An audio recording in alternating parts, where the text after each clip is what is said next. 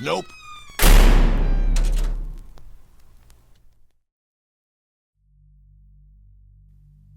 Hello, dear listener. Just a quick reminder, in case you did not tune in last week, that this is part 2 of a 3-part story. So if you have not listened to part 1 yet, I suggest you check out the link below in the description and listen to it before diving into this one, because if you don't, you will be lost and confused, and we don't want that. But to those of you who did listen to part 1, sit back, relax, and enjoy part 2 of This New Luxury Hotel Has a Set of Rules on How to Stay Alive. Update. I found another note. Someone slid it under my foot about an hour ago. Well, as you can see, I made it through the night. I'm alive, but regrettably, I am also somehow still in hell. Before I start, I would like to thank you all for your words of encouragement. I know many of you are thinking that I'm either making this all up, or just someone who's looking to write a good story for the sake of entertainment. But I can assure you, everything I'm experiencing is real. Whether or not you believe what you've read so far is up to you, but I want to thank you nonetheless for being here. It's silly, but interacting with you guys was really the only thing keeping me sane. There are no words to describe how grateful I am to all of you. Thank you from the bottom of my heart. Anyway, a lot has happened. A lot. Unfortunately, it doesn't seem like this place is very keen on letting me go. The man did come to my room last night. I saw his footsteps. I also saw that he wore a very black suit, darker than any color I have seen before. His face was not very visible, but to best describe it, all I could see was his very thin, very dry lips, widened to an unsettling degree. He paced the room several times, whistling some sort of tune. Actually, now that I'm thinking about it, it sounded like an old nursery rhyme. I don't remember the name. I'm sorry. The room dropped in temperature drastically, and despite holding my breath, I was fairly certain he would catch me because my heartbeat was so loud. I'm not sure how smart it was to hide under the bed, but that's exactly what I did. He looked through the closet door, then paced the room again several times, but that's all he really did. He didn't exactly leave through the front door. He just, left. Much like how he came. He was just gone. I can't describe it any other way. I waited several more minutes before coming out again, and thankfully I did not hear any laughter. According to the other letter, I had plenty of time before 5 to prepare for my unexpected visitor.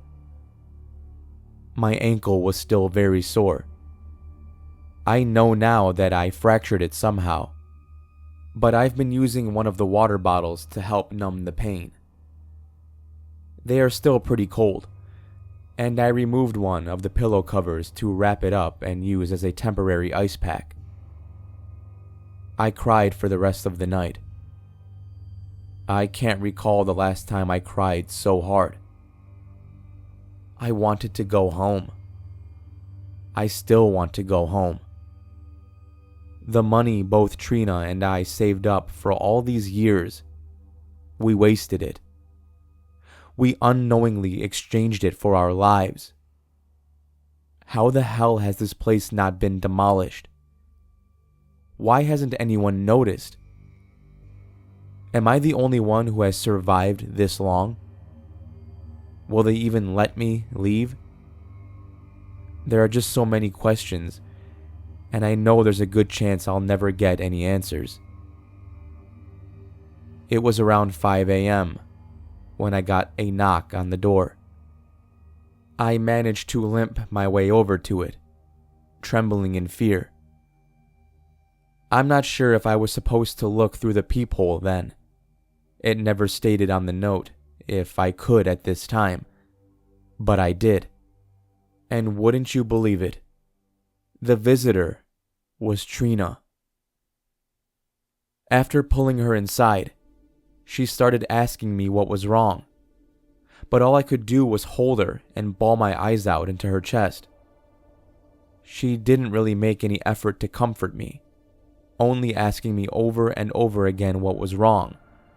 Stuff like, "Did something happen? Are you all right? Why are you crying?" She asked question after question, and the more she asked, the more worried she sounded. I don't know exactly how long I cried for, but after calming down, I did manage to get a better look at her. Trina was taller, and her hair was a bit longer. But besides that, she didn't look much different. At least at the time she didn't. Of course, things only started getting weirder from there. Putting aside the rules for a moment, I started asking her my own questions, like where she went and why she was gone for so long. I know it probably wasn't the best decision, but I had to make more of an effort to not break down again, and asking questions, especially ones that could be answered and explained, it was an action that did help me keep my mind off of the terror surrounding me, even for a little bit. Not to mention keeping my sanity in check. Unfortunately for me, her smile was unsettling, and her teeth were somehow brighter than I remembered. She told me she decided to go for a short walk before bed, and apologized for not inviting me to go along with her. Before I could say anything else, her smile widened in delight, and she asked me a question that filled me with dread. "Would you like to go with me this time? You seem stressed." I froze. As stupid as it was, that's what I did. She asked me again if I was all right, grabbing me by the hand and slowly starting to lead me towards the door. I yelped in pain as my ankle throbbed. She didn't seem to pay mind to it and continued leading me to the room's exit. I tried pulling away, but her grip was firm. My voice was gone, silenced by the fear alone. I was trembling so much, it was hard to even stand on my own 2 feet. The moment she had her hand on the door handle, I, thankfully, managed to finally say something in a very small tone. I told her no. Now, this is when I started noticing something else was definitely off with her. Her movements were slow, but she did stop to turn to me, confused. "Well, why not?" My throat was so dry then. Everything just hurt. It was frustrating that she refused to acknowledge the poor condition I was in. Something very unlike the Trina I knew, the Trina I grew up with. This thing, it was not her. Whatever I was interacting with was not Trina. She's a nurse. Well, at least going to school to be one. And as annoying as it was sometimes, she would once in a while lecture me about my health, about how I ate too much fast food or didn't exercise enough. Trina would have never overlooked something as noticeable as a sprained ankle, not to mention overlook how much pain I was in. For someone who would coddle me for even getting the smallest paper cut, this just could not be her. After racking my brain for a bit, I came up with an excuse. Something about wanting to go to bed because I was too tired to do anything else. and that I had already stayed up later than usual to watch that old drama flick we both liked. That seemed to do the trick. She actually took it better than I anticipated, but it did seem to somewhat disappoint her. Her hand did not leave mine, grip still tight and unwavering, but with this I managed to bring us both over back towards our beds. "Well, do you want something to eat? I could get us something from room service," she had offered. And no way in hell was I going to let her call in that bellboy, or anyone else for that matter, into this room. Even if nothing else was mentioned about this in the rules, I was not about to take any chances.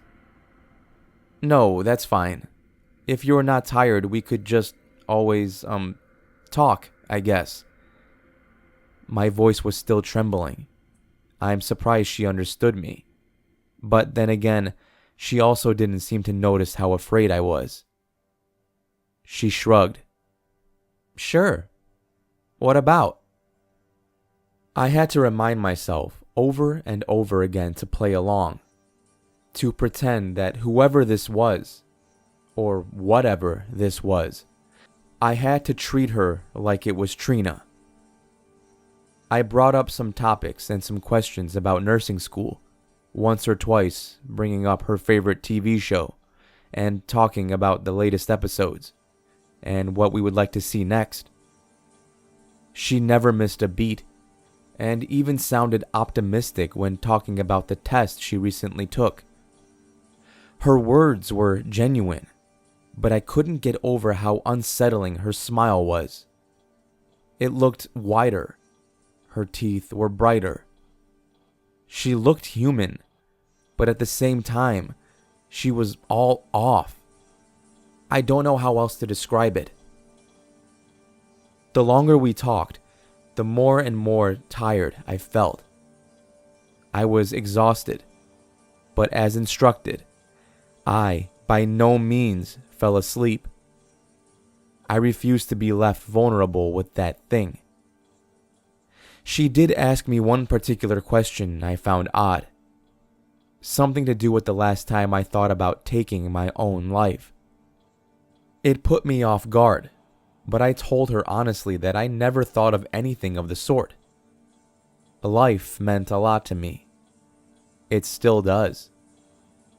She only gave me a brief nod before changing the topic, going on about one of her favorite professors and how cute he was.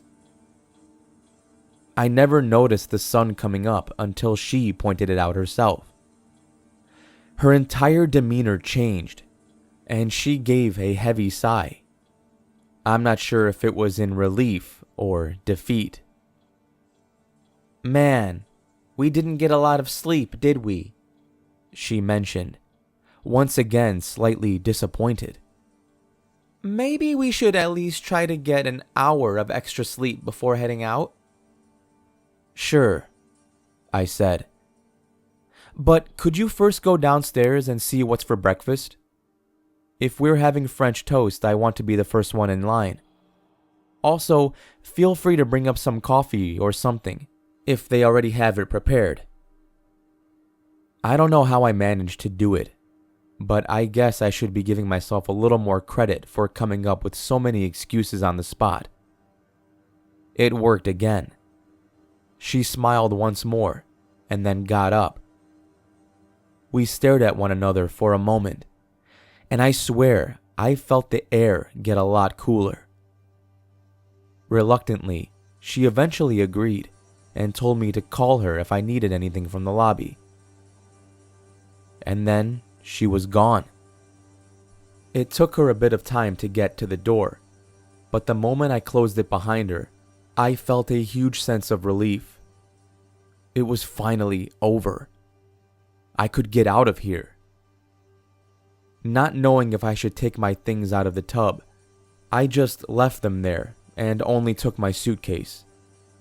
I would be missing my favorite dress, but clothes could always be replaced, and the both of us planned on going on some huge shopping spree while we were there anyway, so I didn't pack much.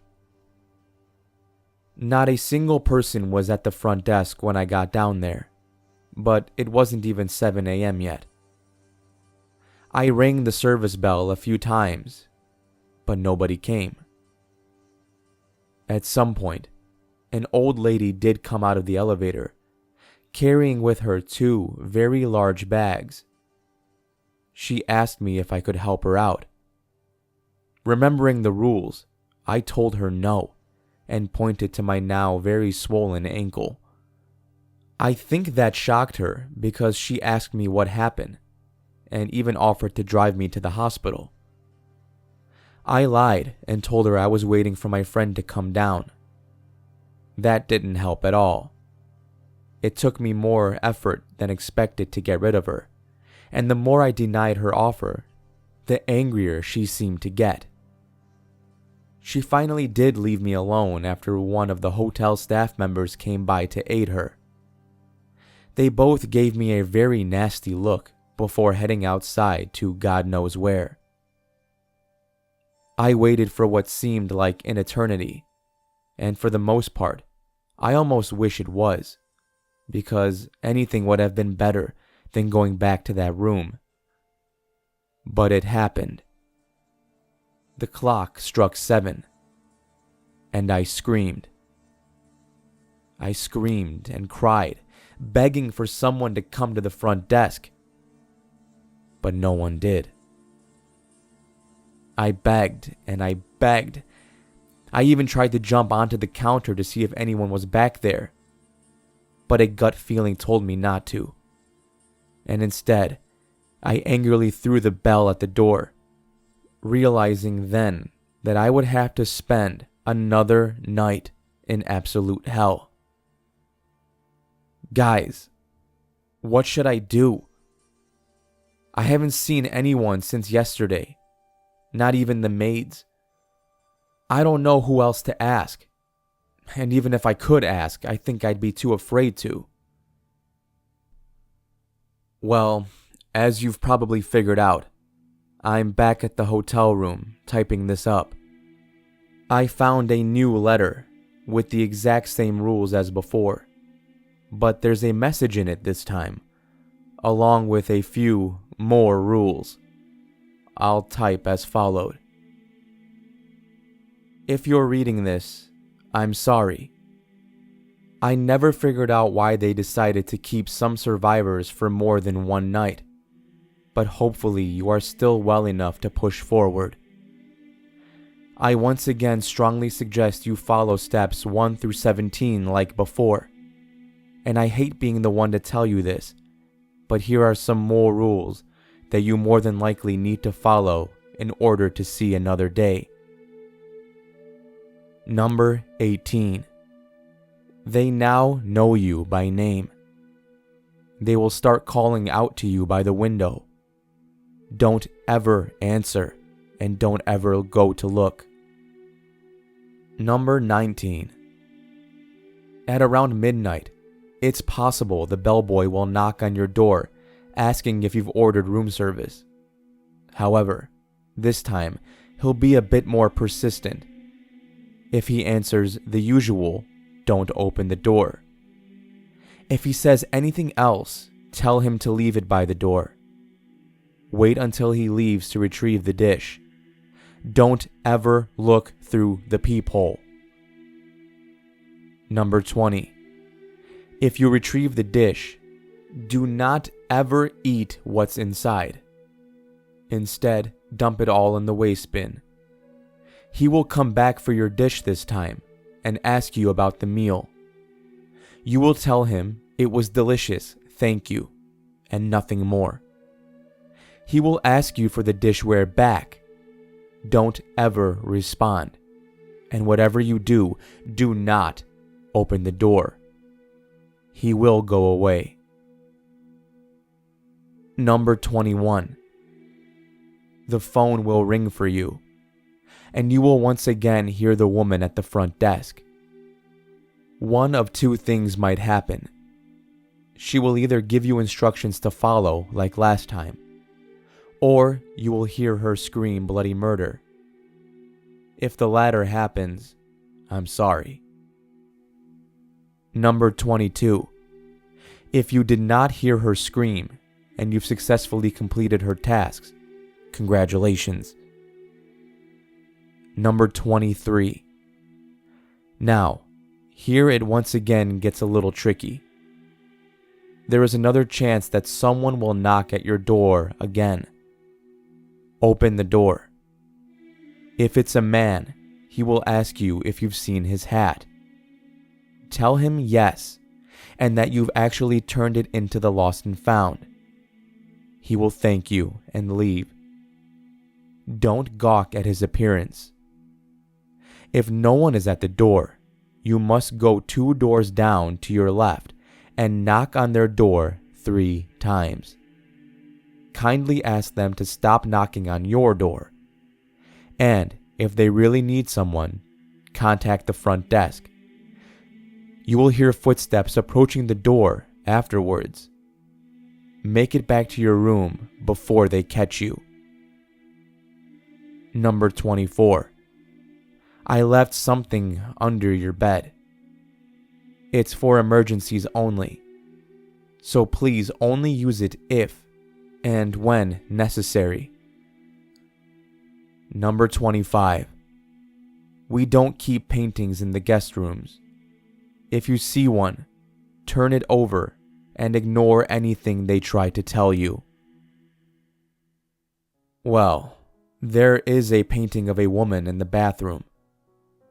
She's blonde and wearing a sundress, posing in what seems to be some sort of curtsy while also smiling happily at someone to the left of her.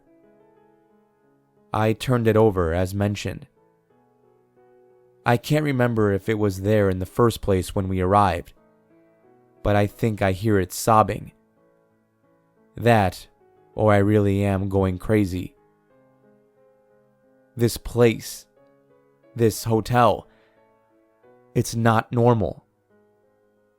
I don't know what else to say, except now I'm afraid to pee in a bathroom that's probably haunted by some weird painting, if not worse. Who's leaving these notes for me? I've never really considered how or why this person is trying to help me, or how many others they've helped, or why they're only leaving notes. It's practically killing me, having all these questions and no one to ask for answers. I'm exhausted. I really miss Trina. I don't think I've ever quite accepted the fact that I'll never see her again. What am I supposed to tell her family? What am I supposed to tell mine? For some reason, my phone glitches out every time I try making a call, bringing me back to the lock screen before I have the chance to scroll through my contact list. A part of me is still convinced that this is all some kind of horrible nightmare. But I know that can't be, because my ankle is throbbing and won't allow me to. I can hardly move. I'm not sure if I even will make it tonight because of this. I'm so scared. I can't stop crying. And I'm so tired. I can't pray. I don't have the energy. It's currently been about 3 hours since I've been back. I can hear people now going about the hallway like normal. I don't know if they are real, or if they are something that the hotel is fabricating. I'm going to try and get as much rest as I can. When tonight comes, I don't know if I'll see tomorrow, but I'll be damned if I don't try. All I can do is try. I don't want to die, not like this. Not by the hands of this hotel. I want to live. There's nothing more I've wanted. I'll try updating again if I somehow make it. But because the odds aren't exactly in my favor, I want to thank you all once again for being here with me, for comforting me. I know Trina would appreciate you guys too, so I want to thank you on her behalf as well. I wish you nothing but happiness. But whatever you do, do not stay here. Don't stay at the Recreation Hotel. Don't ever make the same mistake I did. Life is wonderful. Don't ever take it for granted. Love you all. And I know this might sound broken by now, but thank you for being here. Until next time, wish me luck. Thank you for listening, and I hope you enjoyed part 2 of the Halloween 2020 special. If you did, take that like button and put it in a haunted hotel where it can be tormented mentally, physically, and emotionally. Another shout out to the author of this story, Reddit user PinkFever19, aka She Talks A Lot 20, on Instagram. Links down below, you know the drill. Be sure to check back this Saturday, aka October 31st, aka All Hallows Eve, for the finale of this epic story. I guarantee you won't be disappointed. Well, I mean, I guess if you really have bad taste, you might be. But, you know, if you're listening and you made it this far, I doubt you're one of those people. So, check it out this Saturday. The finale will be dropping. Until then, remember to stay safe out there. I'll be seeing you in the next video.